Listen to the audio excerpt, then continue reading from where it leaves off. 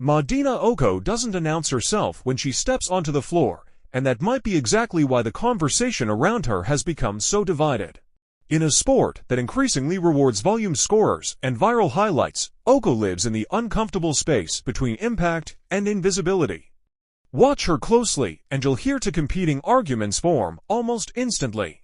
One side insists she's simply a product of South Carolina's system, a role player benefiting from spacing, elite guards, and a culture that makes everyone look better.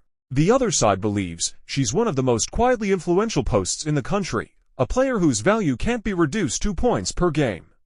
Both sides have evidence. That's what makes the debate interesting. Let's address the criticism first, because it isn't baseless. Okot rarely dominates the offense, she doesn't demand double teams on every touch, and she's not the player the defense circles first on the scouting report. In games where South Carolina's guards are rolling, Okot can fade into the background statistically.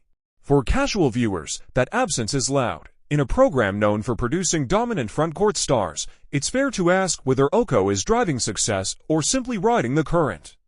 But here's where the conversation shifts. South Carolina looks different when Okot isn't controlling the paint.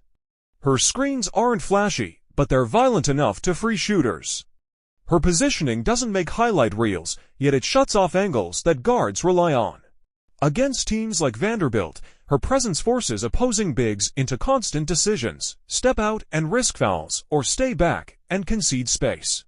Those choices don't show up in the box score, but they show up on the scoreboard. What makes Okot polarizing is that she refuses to play the role fans expect.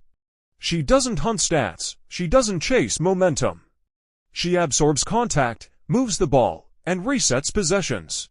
That style can feel passive if you're searching for dominance, but it can also be the difference between control and chaos in high-level games.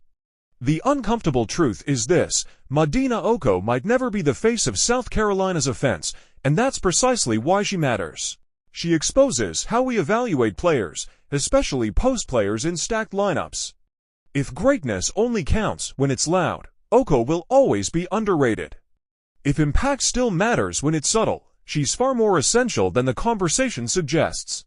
So the real question isn't whether Madina Okot is doing enough. It's whether we're willing to value the kind of influence that doesn't ask for attention, but quietly demands respect.